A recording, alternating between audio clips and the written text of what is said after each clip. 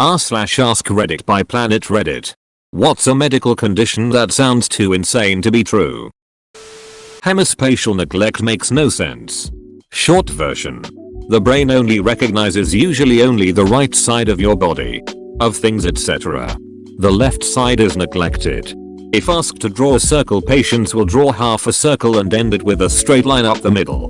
And they are completely unaware of their distorted perception. I learned about this in speech pathology for whatever reason. Give a patient a plate of food. They will eat exactly one half cut down the middle. Very weird mental illness.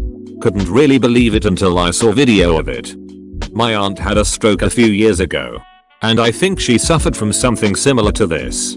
If asked to number a clock, she would crowd all the number on the right side.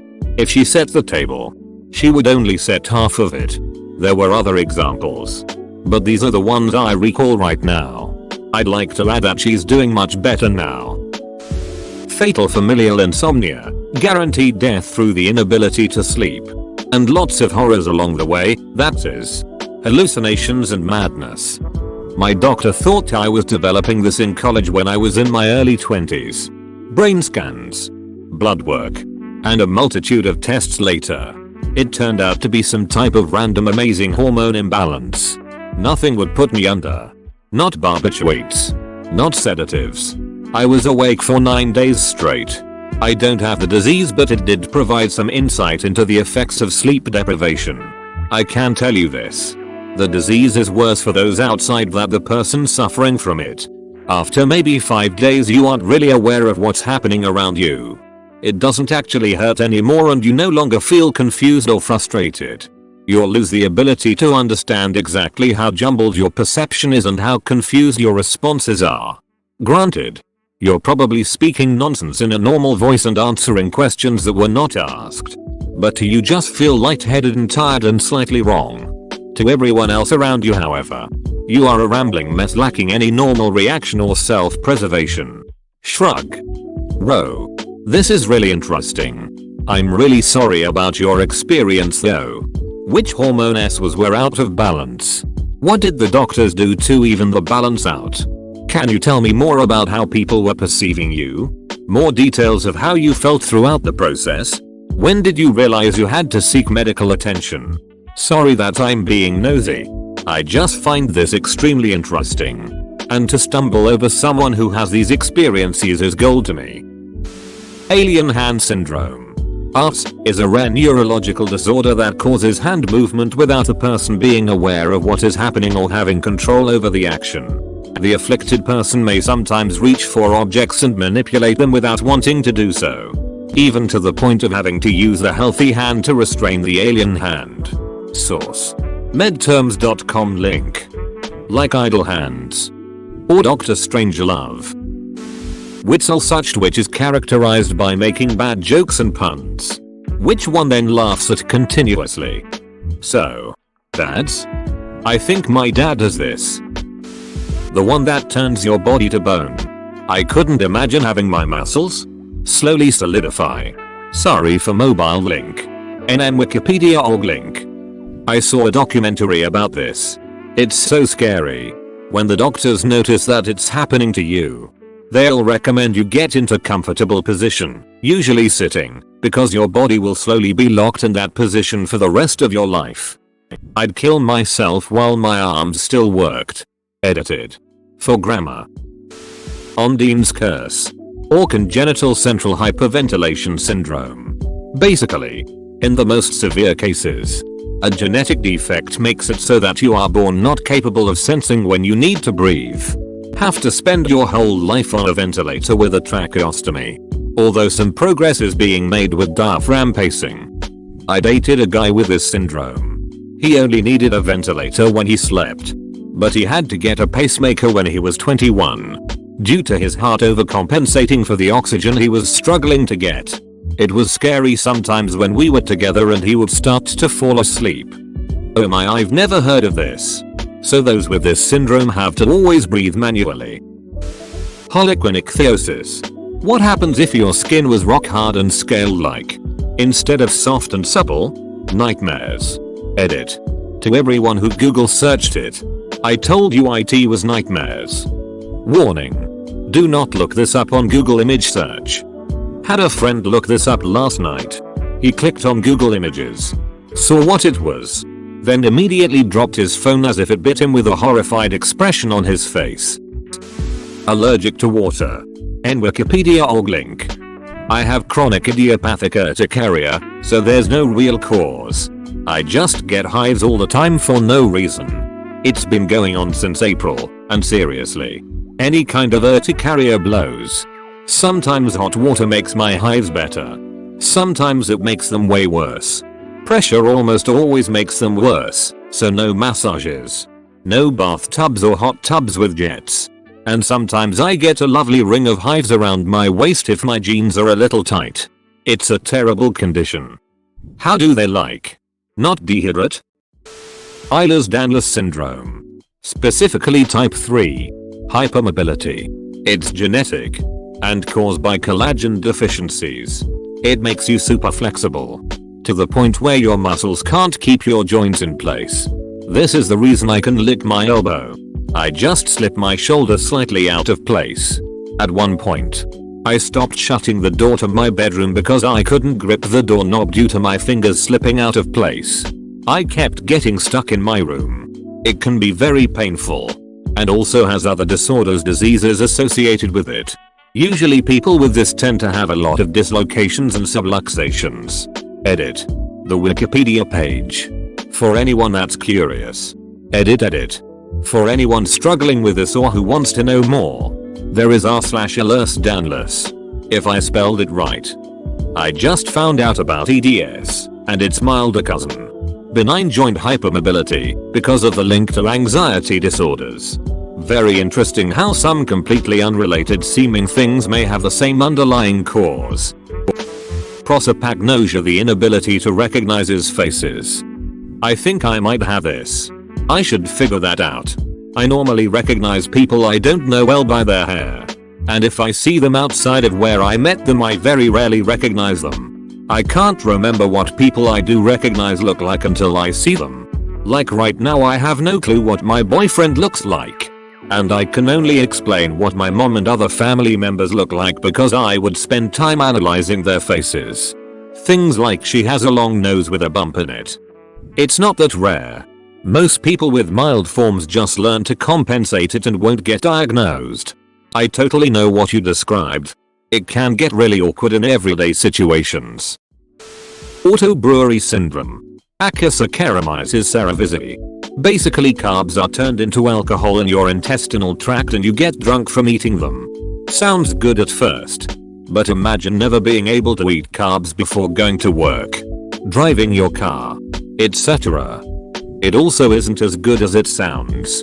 Instead of being perpetually drunk, it's more like feeling perpetually hungover.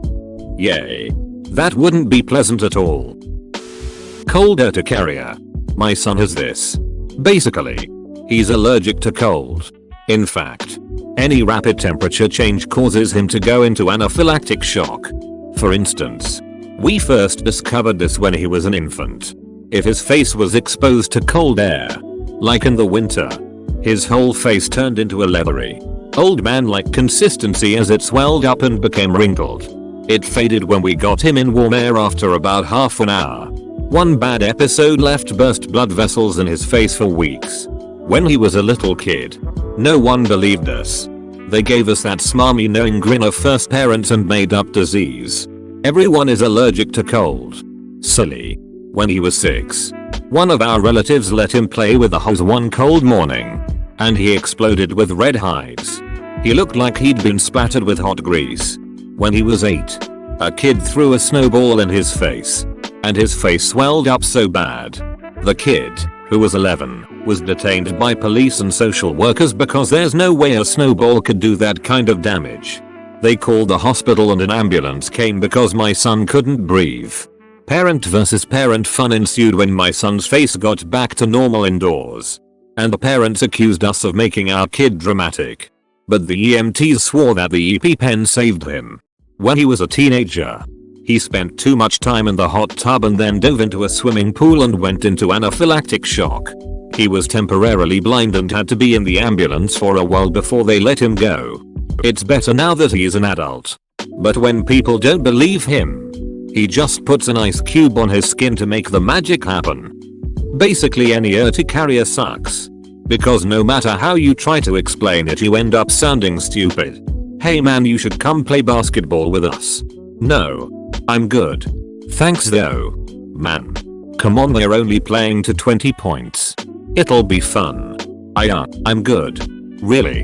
And right about here is where I have to describe cholinergic urticaria, which is being allergic to your own sweat. It's awkward and mildly painful.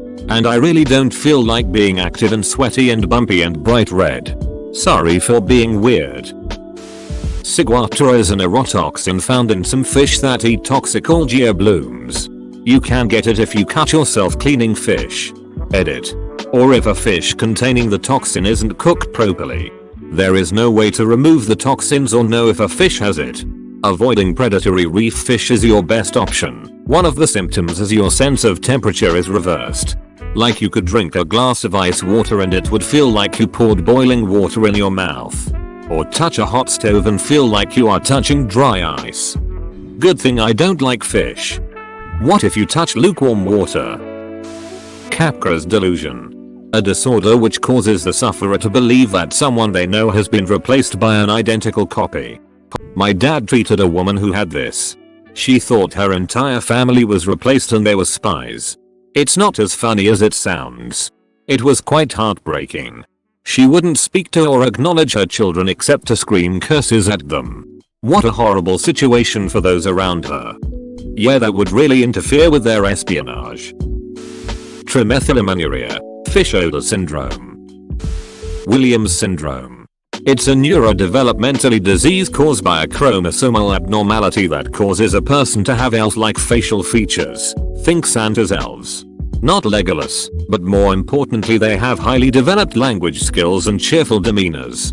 NM Wikipedia org link. Isn't there a theory that the usual depiction of an elf is because of Williams syndrome? It came first and the face personality consistency got noticed? I've met a couple such people. And having done so, I'm not sure I'd classify this a disease so much as a trait. Well, maybe. Maybe not. Just remembered the shortened lifespan. But those folks were as cheerful as anyone I've ever met. And had the souls of poets. There was a guy who didn't ask me anything a while back who was allergic to his own semen. No. He didn't drink it. If he ejaculated at all. He went through several weeks of pain. The ultimate no-fapper. That poor soul. Exploding head syndrome is my favorite. I have this. It's ducking weird. I actually discovered I had this by reading a similar thread on AskReddit a long time ago. I had asked a couple of friends about it before.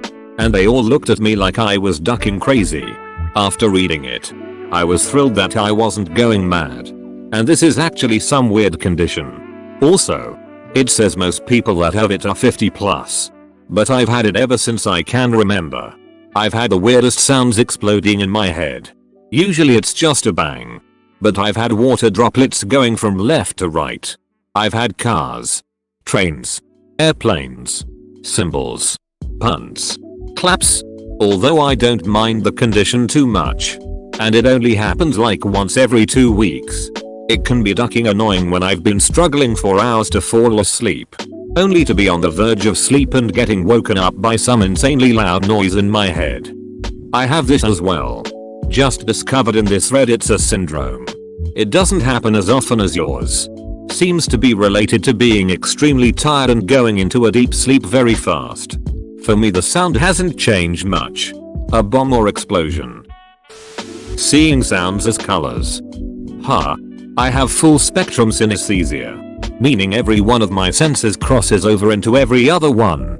I taste colors, see sounds, hear physical sensations, and so on. There are even a few that I can't easily explain, but that typically involve words like orientation, time, or balance. One of the things that I've noticed in having the condition is that quite a few people claim to be the same way. Many of them are even telling the truth. To some extent. Allegedly. As many as 1 in 2,000 people associate letters or numbers with specific colors. On the other hand, there are also those folks who will look at you like you're crazy. I really like this source, I might say, but I feel like the ending notes are a bit sharp. Oh, like too sour? The response might be, I'd try to explain. No, not sour. Exactly. Sharp. It's just slightly out of tune. You're not making any sense. Okay. I'd continue. Well, when you first take a bite, you get that initial swell of baritone and tenor in harmony. Like the smell of cedar. It's good. But then it gets too thin. And that greenish yellow color starts to glow around it. It needs a dark, smooth red with a snap to balance it out. Sigh. Add some cinnamon. Trust me. I would love to have this for a day. I just don't know if I could put up with it my whole life. I knew a doctor who had constant, unrelenting hiccups. Every sentence I ever heard her emit was punctuated by hiccups. She, sounded completely, miserable. Eventually the constant pressure from the hiccups caused bleeds in her eyes and she started going blind. After that, they tried to install some kind of pacemaker in her brain to manage the hiccups. But it didn't work. I'm not sure what happened to her in the end. But she became so disabled she could no longer work. I think it may have ended up killing her.